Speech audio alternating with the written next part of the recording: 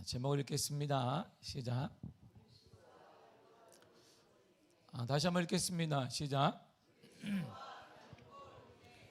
여러분의 핸드폰 앱 중에 닮은 꼴 연예인 찾기라는 게 있습니다. 핸드폰을 켜시면 거기에 앱을 찾는 중에 닮은 꼴 연예인 찾기 하면 그게 떠요. 그걸 핸드폰에 깔거나 설치한 후에 내 사진을 찍어서 올리게 되면 나와 같은 연예인들이 쭉 나와요. 나 닮은 연예인들, 그리고 전 세계 연예인들도 막 나옵니다. 유명한 사람도 나와 같은 연예인이 나와요. 그리고 어디가 닮았다, 뭐가 닮았다 얘기도 해줘요. 보지 마시기를 바랍니다.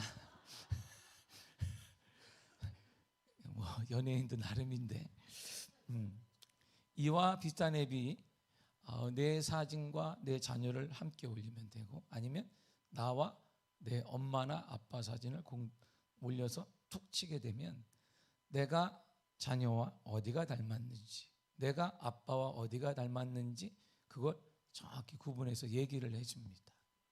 쌍꺼풀이 있다. 쌍꺼풀은 얘기하면 안 되지. 쌍꺼풀은 요즘에 뭐 필수니까 쌍꺼풀 어디 가면 다 쭉쭉 해주기 때문에 뭐 이렇게 닮다, 뭐 있다, 뭐 이렇게 얘기를 해줍니다. 댓글을 보면 항상 이런 글이 있어요. 제가 이번 주 쭉 보니까 심심하면 한번 해보세요. 그래서 제가 심심하지 않아서 못 하고 있습니다. 문명과 과학이 발달한 이 시대에서 이렇게 정말 유치하잖아요. 이런 앱을 사람들이 다운받아서 설치한단 말이에요. 근데 설치하는 횟수가 적지 않습니다. 사람들이 뭐 이게 궁금하다고, 뭐 때문에 궁금하니까 보는 거예요. 궁금하니까 도대체 나와 닮은 연예인이 누구 있지? 궁금하잖아. 이게 혹시 나와 같은 그래요. 우리 옆 사람 보면 대충 알 수 있어요. 나와 이분 닮은 연예인 알 수 있습니다. 또한 아빠는 나와 어느 부분이 닮았을까? 혹시 나와 아빠가 유전적으로 다른 관계는 아닐까? 이렇게 해서 우리는 확인하고자 또 보기도 합니다. 그대로 요 틈을, 요 방식을 영적으로 딱 옮기면 돼요. 그러면 나와 예수님은 어느 정도 닮았을까? 앱이 있을 거예요. 그 앱이 바로 이거예요. 이거. 성경을 보면 내가 예수님과 얼마나 닮았는지를 알 수 있습니다.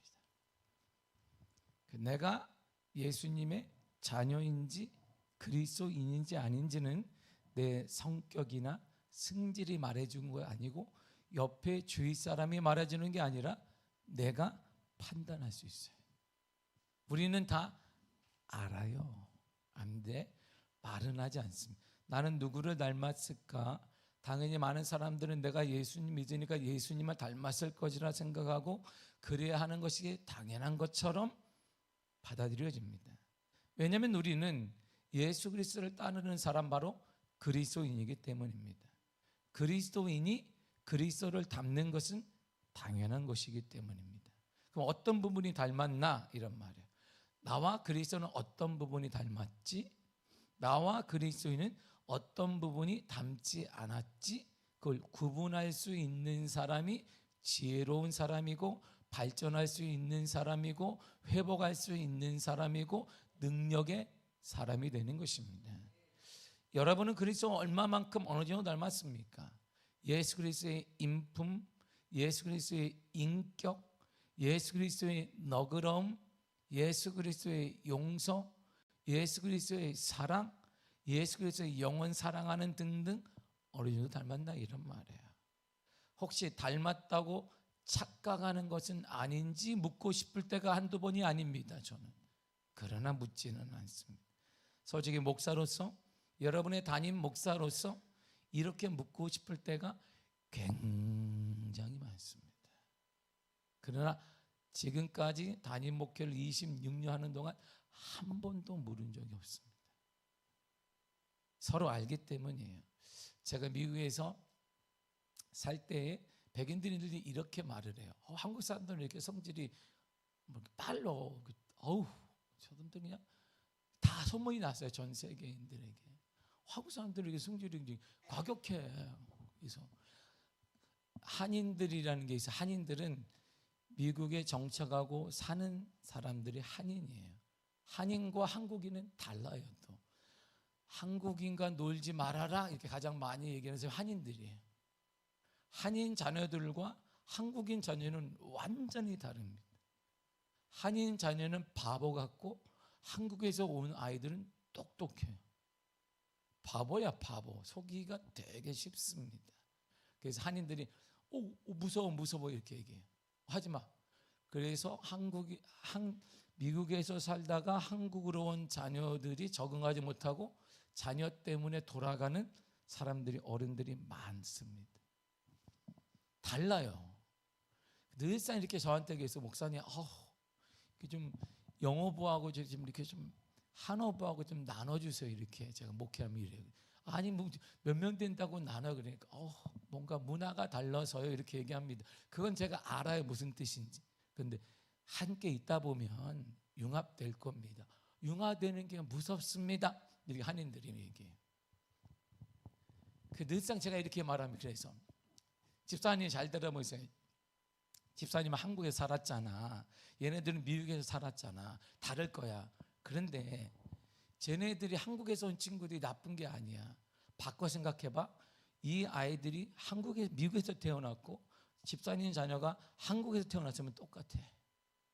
여기에서 태어나서 멀리 바라보지 못하고 막 이렇게 이러한 사회에 사니까 그런 거야. 제가 미국인들에게 똑같이 얘기합니다.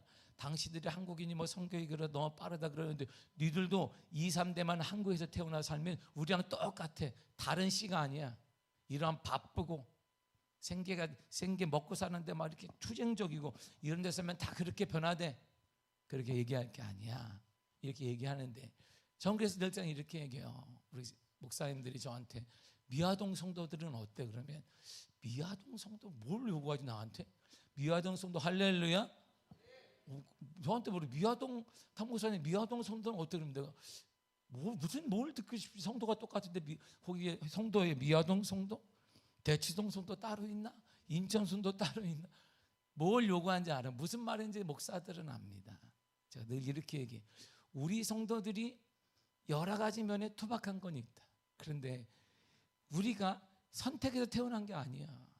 태어나 보니까 미아동이고 삼양동에 태어났네. 내가 태어나서 눈 딱 떴더니 강남에 태어났으면 이렇게 반응하지 않아. 그 반응의 몫은 목사의 몫이지. 그래서 미아동 성도는 이렇게 생각한다. 최고다. 이렇게 얘기를 하면 목사님들이 그러세요. 그 의미를 제가 알기 때문에 그러세요. 그래 이렇게 얘기를 합니다. 그래서 이 마음 때문에 저는 26년 목회하는 동안 한 번도 물을 수가 없었어요. 왜? 우리가 선택한 거 아니잖아. 이 동네에 사는 게, 이 동네에 산 자체가. 우리가 강남 대치동에도 눈 딱 떠 태어나봐. 금을 딱 물고 태어났어 버려. 이렇게 태어나자마자 금덩어리 다이아몬드 물고 엄마 이렇게 태어났어 봐. 인생이 달라졌지. 금이 아니고 있는 돌 무니까 이빨 빠지고 승질 막 나는 거지. 우리 아니. 그래서 아니다. 기다리는 사람이 있어야 되지 않느냐. 그래서 저는 묻지는 않아요. 그러나 그럼에도 불구하고 지역을 다 떠나서 우리가 그리스도를 얼마나 닮았는가는 대단히 중요합니다. 성경에서 예수님을 가장 닮은 꼴의 인물을 찾는다면 당연히 신학자들 포함한 적지 않은 많은 그리스도인들이 요셉이라고 합니다. 예수님은 이렇게 말씀하셨어요. 잘 들어보세요. 누가복음 24장 27절입니다. 시작.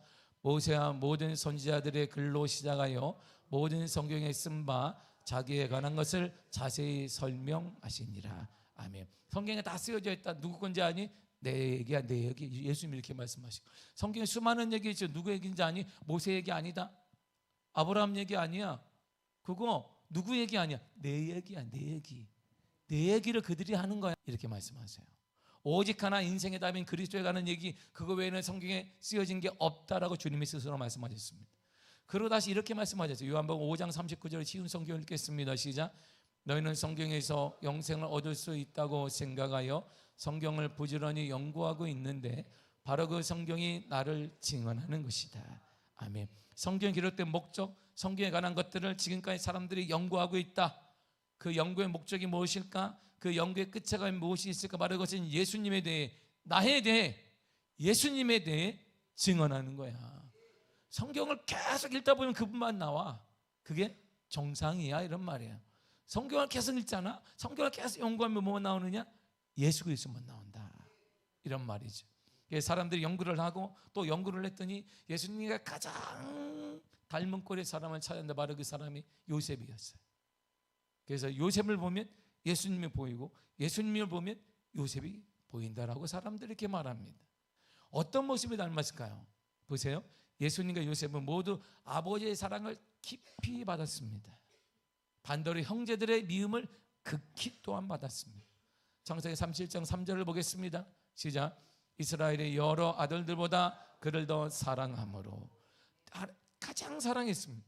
가장 사랑했는데 형제들은 그를 미워했습니다. 반대로. 마태복음 3장 17절입니다. 시작. 하늘로부터 소리가 있어 말씀하시되 이는 내 사랑하는 아들이요 내 기뻐하는 자라 하시니라. 아멘. 내가 가장 사랑하는 자, 하나님 말씀하셨으나 그러나 그의 동족들 유대인들은 그를 핍박하고 죽였습니다. 예수님과 요셉은 자신들의 미움을 받는 것에 관한 명령에 순종했습니다. 요셉은 형들이 있는 곳을 아버지가 안부를 물으러 가라, 뭣도 모르고 가서 그 말씀에 죽을 뻔했으나 순종했습니다. 예수님은 창조주인 자신을 알아보지도 못하고 미움을 받을 이 세상에 스스로 오셨습니다. 사람들은 예수님과 요셉을 죽이려고 계속 모의했어요. 요셉의 형제들에게 미움을 받아 죽음을 당할 뻔했습니다. 창세기 37장 20절입니다. 시작. 그를 죽여 한 구덩이에 던지고 우리가 말하기를 악한 짐승이 그를 잡아 먹었다 하자. 보세요.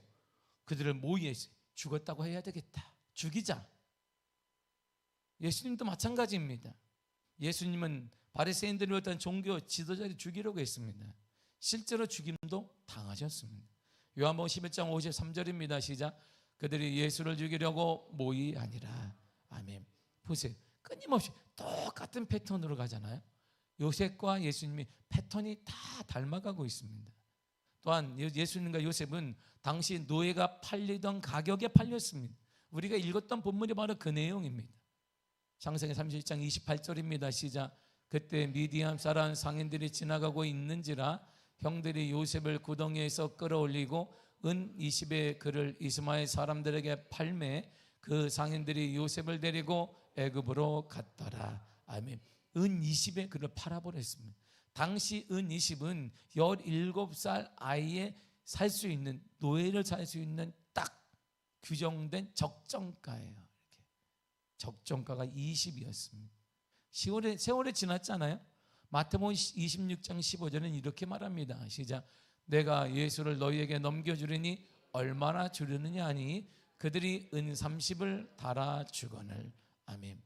은 30으로 더 올랐습니다. 그는 왜 올랐을까요? 청소년이 아니라 어른이었기 때문이에요. 힘을 쓸 수 있는 30살의 어른이었기 때문입니다. 요셉의 형들에 의해 은 20의 종으로 팔렸고 예수님은 은 30에 팔렸습니다. 이 금액은 당시에 노예를 거래하던 적정 가격이었습니다. 이처럼 동일한 패턴을 계속 가고 있습니다. 예수님과 요셉은 모두 죄의 유혹을 받았습니다. 그리고 그 유혹을 뿌리치고 승리했습니다. 요셉이 보디발 장군의 집에 책임자로 있었을 때 보디발의 아내가 그를 찾아와서 함께 하자 제안했지만 그는 이 모든 것을 뿌리치고 이겨냈습니다. 예수님의 성령에 이끌려 광야에서 40일 금식한 후에 사단의 유혹을 받았으나 이겨냈습니다. 이처럼 둘은 모두 거짓으로 승리하기도 하고 고발도 당했습니다. 보디발의 아내는 자신이 먼저 요셉을 유혹해 놓고 자기를 그가 강간했다라고 고발했습니다. 예수님의 신성 모독과 반란을 일으켰다는 거짓 증언으로 인해 그가 고발당했습니다. 더 나아가 이 둘은 동일하게 고난 당한 후에 높임을 받았습니다. 요셉은 감옥에서 풀려난 후에 바로의 이집트의 총리가 되었고 이집트 바로 왕은 그에게 모든 정권을 다 주었습니다. 나의 타이틀만 있게 네가 다 다스리라, 모든 걸 주었습니다. 예수님은 십자가에 부활하신 후에 모든 무릎을 예수의 이름에 꿇게 하셨다라고 고백하고 있습니다. 빌립보서 2장 10절과 11절입니다. 시작. 하늘에 있는 자들과 땅에 있는 자들과 땅 아래 있는 자들로 모든 무릎을 예수의 이름에 꿇게 하시고 모든 입으로 예수 그리스도를 주로 시인하여 하나님 아버지께 영광을 돌리게 하셨느니라. 아멘. 모든 무릎을 예수의 이름에 꿇게 하셨다. 모든 입으로 예수를 주라 시인하게 했다. 이처럼 고난당한 후에 이 둘은 다 이분 높임을 받았습니다. 더 나아가 예수님과 요셉은 자신을 팔아버린, 자신에게 죄 지은 사람들을 다 용서했습니다. 자신을 팔아버린 형들을 이집트 왕 다음가는 실권자가 되어서 만났어요.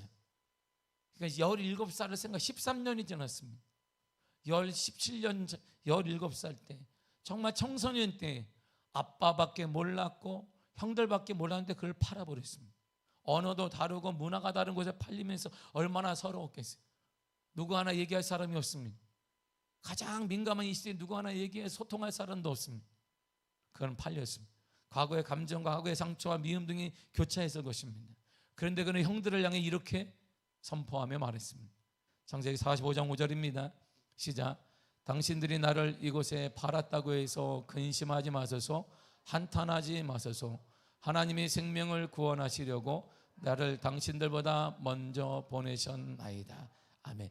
두려워하지 마세요. 이스라엘의 생명을 먼저 구원하기 위해 하나님이 나를 먼저 보낸 것입니다. 두려워하지 마세요. 예수님이 잡히셨을 때 제자들이 뭐 했을까요? 다 도망갔어요. 예수님이 딱 포로가 되니까 안 됩니다, 잘못됐습니다 당신, 이렇게 얘기할 줄 알았는데 베드로 도망갔어요. 싹 다 도망갔습니다. 예수님이 고난받을 때 아무도 거기 나타나지 않았습니다. 어느 누구나 예수님에 대해 변론을 하거나 잘못이 없다라고 그런 말하지 않았습니다. 십자가에 못 박힌 현장에서도 어느 누구도 예수님께 받은 사랑에 보답하지 않았어요. 당신들이 잘못했습니다. 우린 그렇게 말하겠지만 할렐루야. 우린 그렇게 말할 거 할렐루야. 우린 그렇게 말하겠지. 예수님이 잘못한 게 없다 그랬는데 아무도 말 안 하고 다 조용했습니다. 냉정했습니다. 도피했습니다. 자기 살기에만 바빴습니다. 죽은 지 3일 만에 부활하신 예수님은 제 아들을 직접 만나셨어요. 그리고 제 아들과 만남에서 주님이 이렇게 말씀하셨습니다. 요한복음 21장 12절입니다. 시작. 예수께서 이르시되 와서 조반을 먹으라 하시니 제 아들이 주님이신 줄 아는 거로 당신이 누구냐 감히 묻는 자가 없더라. 보세요. 과거를 알아요. 다 도망갔어요. 다 도망갈지라도 나는 도망가지 않겠습니다. 베드로도 고백했습니다. 모든 제자들은 충만했습니다. 주를 위해 다 할 수 있습니다. 내 생명도 바칠 수 있습니다. 근데 다 도망갔어요. 근데 죽은 지 3일 만에 절망이다 했는데 주님이 나타나셨어요. 그리고 나타나서 너 나한테 뭐라 그랬니? 한 입 가지고 두 마디 세 마디 이렇게 말하지 않고 주님이 왔느냐 밥 먹어라 하는 거예요. 아마 먹다가 체한 사람이 꽤 있을 것 같다는 생각이 들지. 조반을 먹어라. 얼마나 수고했냐. 아침 먹어라.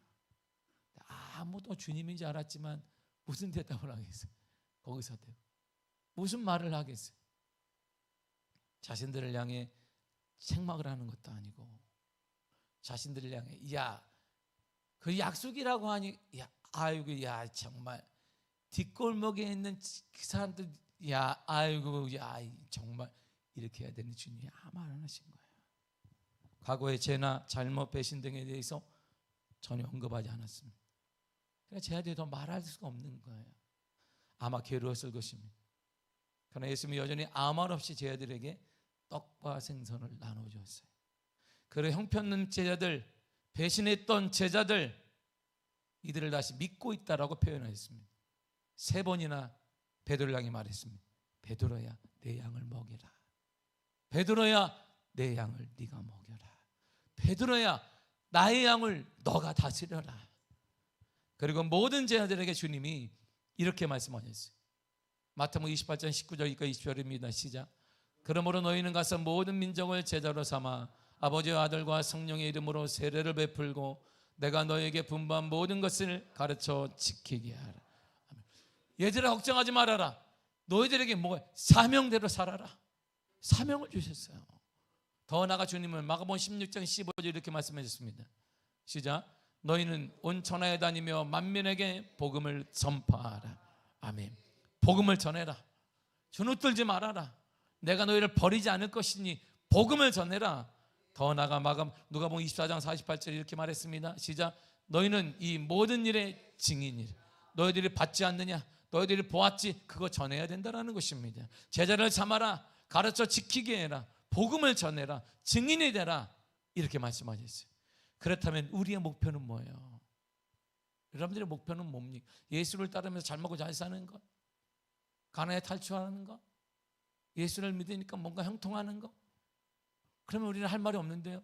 형통한 사람이 삼성 오너들인데, 삼성 가족들 다 삼성이나 뭐 신세계나 다 가족 한 가족인데, 자기들끼리 사돈 맺고 자기들끼리 하고 자기들끼리 다 살아.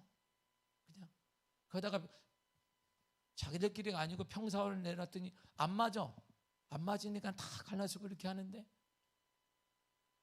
뭐 그거나 따지고 보면 뭐 사돈이고 뭐고 뭐 족하고 자기들끼리 다 맞아. 그들이 성공했습니다. 그렇게 말하면 그들은 성공한 사람들이잖아요. 누구예요? 우리 옛말에 욕하면서 닮는다는 말이 있습니다. 부모의 약습과 신앙성을 보면서 나는 저렇게 살지 말아야지 하는데 90% 이상이 그렇게 살아요. 나는 절대 저렇게 살지 않을 거야. 근데 그대로 따라가면 나는 아빠처럼 저 상품으로 살지 않을 거야. 그런데 극한의 상황이 되면 자신의 아빠에 따라 푹 주먹이 나와. 이게 심리학적인 교육학적으로 얘기한 우리들의 모습입니다. 사람들은 어렵지 않게 볼 수 있어요. 우리는 누구를 닮아야 되고 누구를 닮고 있습니다. 에베소 4장 13절을 쉬운 성경 읽겠는데 이렇게 말합니다. 시작. 이렇게 할 때에 우리 모두는 하나님의 아들을 믿고 아는 일에 하나가 되어 그리스도를 닮은 온전한 사람으로서 성숙한 그리스도인이 될 것입니다. 잘 보세요. 그리스도를 닮는다. 그리스도를 닮는다는 것은 어떤 사람이냐? 온전한 사람이에요. 그리스도를 닮으면 어떤 사람이 된다? 온전한 완전한 사람이 된다. 그런데 언제 닮을 수 있느냐? 이렇게 할 때. 이렇게 하게 되면 그리스도를 닮고 그 사람은 온전한 완전한 사람이 된다는 것입니다. 뭐 어떻게 할 때를 말하는 거예요? 그리스도를 닮고 온전한 신앙인이 되는 것은 이렇게 하는데, 이렇게를 뭐 어떻게 말하는 것입니까? 바로 그 전절에 12절을 쉬운 성경을 읽도록 하겠습니다. 시작. 서로 섬김으로 그리스도의 몸인 교회를 더욱 강하게 세우기 위한 것입니다. 아멘. 섬기라는 것입니다. 섬김으로 이렇게 한다는 것은 섬김으로 그리스도를 닮는 사람이 되고 섬김으로 온전한 신앙인이 된다, 이런 말입니다. 섬기는 거예요. 서로 섬기라는 것입니다. 그래서 예수님은 섬김을 받으러 이 땅에 오지 않았다라고 하셨습니다. 도리어 섬기려 하고 많은 사람의 대속물로 대신 죽어주는 물건으로 오셨다라고 선포하셨습니다. 우리의 섬김을 통해 교회를 더 강하게 세운다는 것입니다. 우리의 섬김을 통해 교회가 더 교회답게 되어지고, 우리의 섬김을 통해 가정이 가정답게 되어지고, 우리의 섬김을 통해 자녀들이 자녀답게, 믿음의 자녀답게 되어진다, 이런 말입니다. 섬김을 통해 그리스도를 닮아갈 수 있습니다. 그러므로 더 낮아져야 됩니다. 더 겸손해져야 되는 것입니다. 더 내려놔야 되는 것입니다. 주님 앞에 공동체 위기를 위해 더 내려놔야 돼. 더. 그래야 그것이 예수를 닮는 것이고, 그 닮는 인생을 통해 온전한 신앙인이 돼요. 온전한 신앙인. 껍데기 신앙인 말고, 대다가 많은 신앙인 말고 온전한 신앙인에게 주시는 약속이 여기 있는 거예요. 수많은 약속이 있는데 왜 제겐 역사가 일어나지 않습니까? 당연하지, 온전한 신앙인이 아니니까. 근데 그 일을, 이 섬김의 그 일을 누가 해야 되느냐? 또 그 11절에 보면 이렇게 나와요. 11절 읽겠습니다. 시작. 그가 어떤 사람은 사도로, 어떤 사람은 선지자로, 어떤 사람은 복음 전하는 자로, 어떤 사람은 목사와 교사로 삼으셨으니. 아멘. 그 사람들, 이 사람들, 우리를 다 말하는 거예요. 누가 세우셨냐? 그가 누구예요? 예수님이 세우셨다. 왜 세웠느냐? 섬기라고 세우셨습니다. 그 섬김의 모습이 그리스도를 닮아가는 것입니다. 여러분, 내가 재물이 많고 뭐 경력이 오래되고 직분이 높고 그게 그리스도를 닮는 게 아니잖아요. 이런 말입니다. 내가 장로가 되고 목사가 내가 그를 닮았다, 그 말을 하는 게 아닙니다. 섬기는 그 모습이 그리스도를 닮느냐 못 닮느냐, 거기에 차이가 있는 것이지 직분을 말하는 게 아니다, 이런 말이에요. 그러면 직분자리 우리가 목사이고 장로이고 권사이고 그렇다면 더 낮아져야 되는 것입니다. 더 섬겨야 되는 것이, 더 낮아져야 되는 것이에요. 그 사람이 바로 예수를 닮은 사람이에요. 그리고 그 섬김을 통해 그리스도를 닮은 자에게 예수님은 반복적으로 명령하시는 것이에요. 가서 복음을 전하라, 제자를 삼으라, 증인이 되라. 그러면 최고의 섬김이 뭐냐? 예수 그리스도를 전하고 증인이 되는 거예요. 최고의 섬김이 뭐다? 예수 그리스도를 전하고 증인되는 것입니다. 가정에서 증인되시기를 바랍니다. 여러분의 일터에서 증인되어야 되는 것입니다. 이것이 최고의 섬김인 거예요. 이런 그리스도와 닮은 삶을 사는 자에게 주님이 주시는 은혜가 있습니다.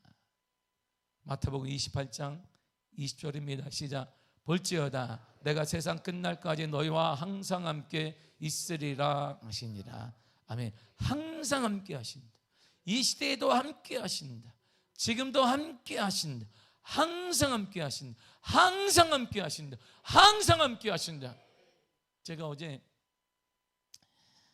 결혼식장 왔어요. 이제 제 친구 목사님 딸이 결혼하는데 미국에 사는데 다 나왔어요. 내가 당 목사님 그래도 신랑 측 교회가 다 한대요. 그래야 되겠죠. 그러니까. 근데 하나는 해야 될 거 아니야.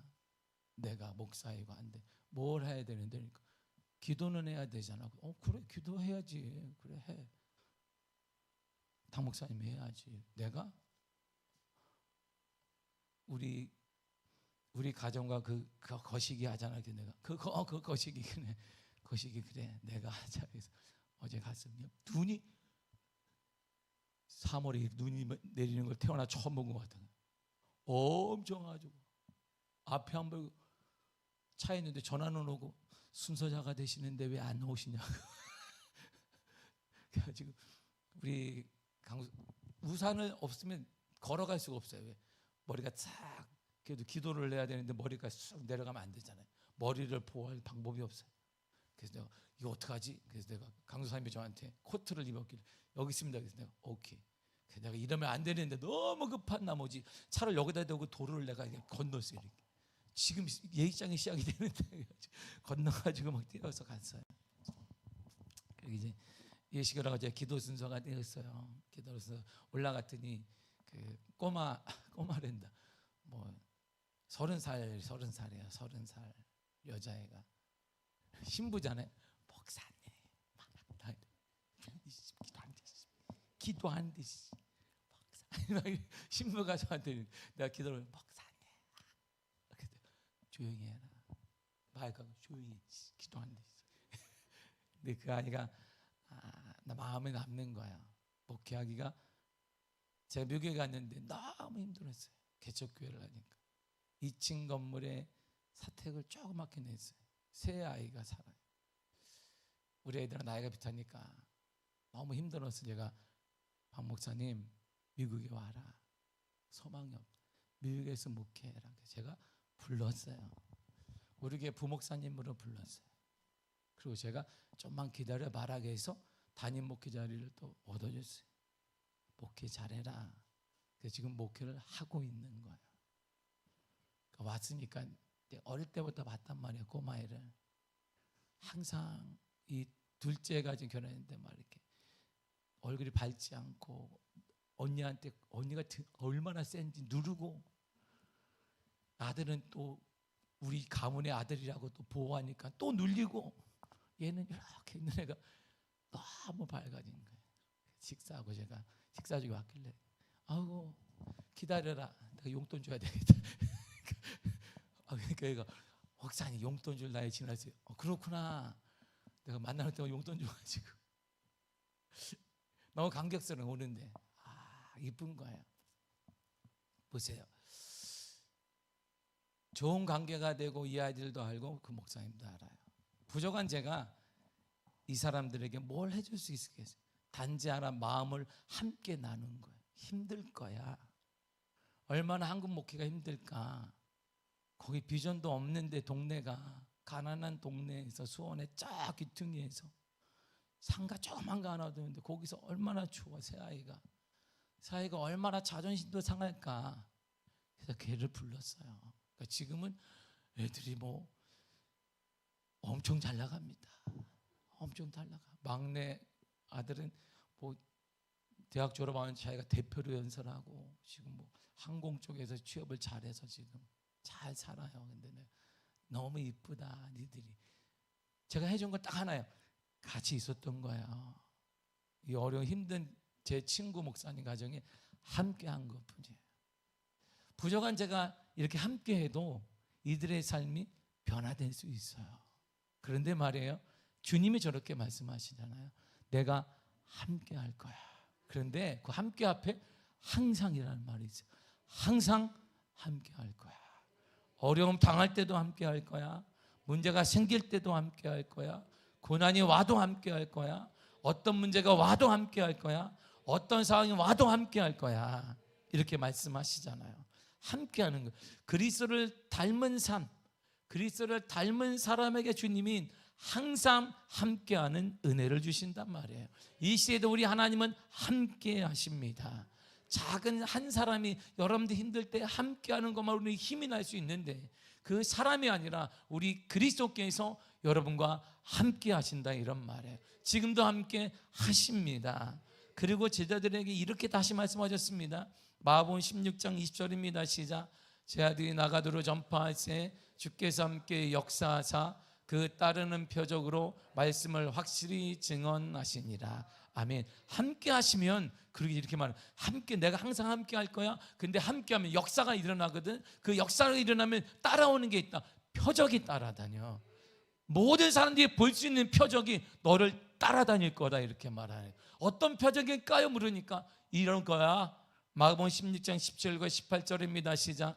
내 이름으로 귀신을 쫓아내며 새 방언을 말하며 뱀을 집어 올리며 무슨 독을 마실지라도 해를 받지 아니하며 병든 사람에게 손을 얹은즉 나으리라. 아멘. 귀신을 쫓아낸다는 거예요. 귀신은 거짓의 아비입니다. 하나님과 멀어지게 하는 자입니다. 결국 우리를 멸망시키는 자가 바로 귀신이고 사단입니다.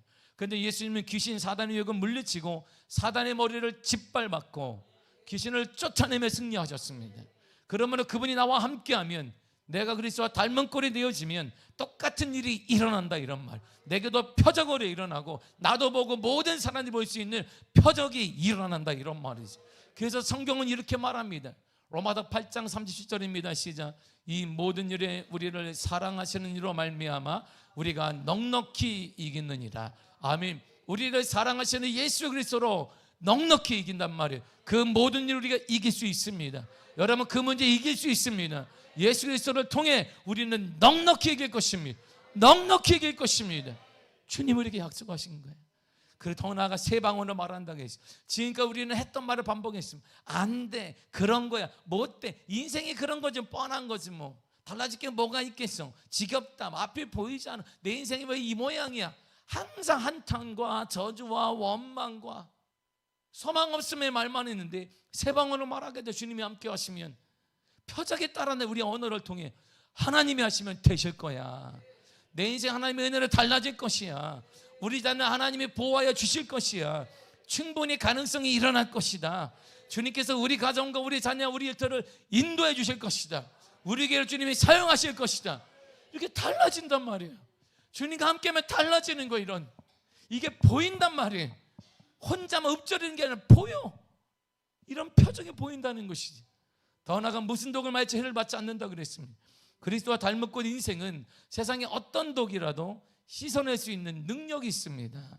세상이 아무리 어렵고 황폐해도 그것에 영향받지 않는다 이런 말이에요.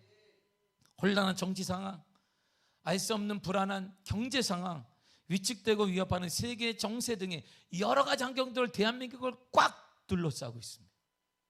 그럼에도 그리스도와 함께하는 우리는 해를 받지 않을 것입니다. 영향받지 않을 것입니다. 주님이 약속하셨습니다.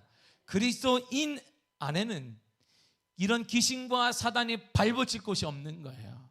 그리스도의 영이 내주하고 있기 때문에 귀신이, 사단이 자리를 잡고 버틸 공간은 없습니다. 그런 능력도 없습니다. 그러므로 성경은 다시 이렇게 명합니다. 저와 여러분들 이렇게 명하여, 에베소 5장 1절입니다. 시작. 그러므로 사랑을 받는 자녀같이 너희는 하나님을 본받는 자가 되라. 아멘. 하나님을 본받아라. 닮아야 한다, 이런 말. 하나님을 닮아. 능력은 하나님을 닮는 거예요. 능력은 역사에 뭐 떨어지고 물질로 이런 게 아니라 하나님을 닮으면 하나님의 상속권과 하나님의 능력과 하나님의 역사와 하나님의 보호심과 하나님의 인도가 그 안에 다 우리 손에 들어온다, 이런 말입니다. 고린도서 11장 1절에도 사도 바울이 이렇게 말해주고 있습니다. 시작. 내가 그리스도를 본받는 자 된 것 같이. 사도 바울의 능력은 딱 하나예요. 그가 많이 배웠기 때문이야, 가문이 좋기 때문이 아닙니다. 그는 로마 시민권자를 가졌기 때문이 아니고 한편은 유대인이기 때문이 아닙니다. 그는 돈이 많은 집안의 가정 자녀이기 때문이 아니에요. 딱 하나, 내가 그리스도를 본받는 자 되었기 때문에. 나는 그리스도를 닮은 꼴이란 말입니다. 그리스도와 닮은 꼴 인생이 되시기를 바랍니다. 어떻게 섬김으로 가는 건, 섬김의 모습은 전하는 것이에요. 증언하는 것입니다. 이런 사람에게 그리스도는 함께 하셔서 함께하는 사람에게는 표적이 나타나는 거예요. 말이 아니라 표적이 나타나야 돼요. 우리 자녀들에게는 표적이 보여야 됩니다. 주를 믿는 사람들의 표적과 주를 믿는 사람들의 기적과 주를 믿는 사람들의 간증이 일어나야 한다, 이런 말입니다. 이것이 우리의 삶이에요. 이것이 우리의 삶이어야 된단 말입니다. 이것이 저와 여러분들의 삶이어야 된단 말이에요. 말뿐인 신앙은 아이들 다 압니다. 세상 사람 다 알아. 그거 왜 모르겠어? 매스컴을 통해 수십 번, 수백 번 나왔습니다. 자네들은 우리보다 똑똑하기 때문에 보는 세대에 살고 있는 그들은 여전히 우리를 보고 있습니다. 우리 세대는 그냥 하나님 말씀이 떨어지면 순종했지만 그렇지 않습니다. 오늘날 시대는 본단 말이에요. 여러분들을 본단 말입니다. 부모들을 보고 주위 사람을 보며 예수 믿는 사람을 보고 저게 예수 믿는 거구나, 그 정도밖에 안 되는구나, 예수가. 그래서 발을 빼는 거예요. 그래서 이 믿을 가치가 얻게 되는 것입니다. 삶이 있는, 섬김이 있는, 표적이 있는 그러한 삶은 예수를 닮고 그리스도와 함께하는 자에게 나타나는 축복인 것입니다. 사랑하는 성도 여러분, 예수를 닮으시길 바랍니다. 우리 삶에 표적이 나타나게 될 것입니다. 능력 있는 삶이 될 것입니다. 그러기 위해 예수님의 인품을 닮으세요. 예수님의 사랑, 예수님의 용서, 예수님의 너그러움, 예수님의 관용을 나타내야 합니다. 그리고 예수님을 닮을 때 영원 사랑하는 마음으로 가득 채야 되는 것입니다. 복음을 전하고 증인이 되시기를 바랍니다. 증인이 되시기를 바랍니다. 전해야 됩니다. 전해야 돼. 내 안에 사신 그리스도가 전해줘야 된단 말입니다. 그런 은혜가 있을 때 우리 삶에, 여러분들의 삶에, 일터의 가정에, 여러분들의 미래에 표적과 기적이 일어날 것입니다. 우리 50년 된 미아교회에 기적이 일어날 것입니다. 표적이 일어날 것입니다. 반드시 일어날 것입니다. 그게 예수와 그리스도를 닮았고 인생인 우리의 삶의 모습이에요. 우리가 이런 존재입니다. 이러한 당당한 모습으로 한 주 더 승리하게 되시기를 간절히 축복합니다. 기도하겠습니다.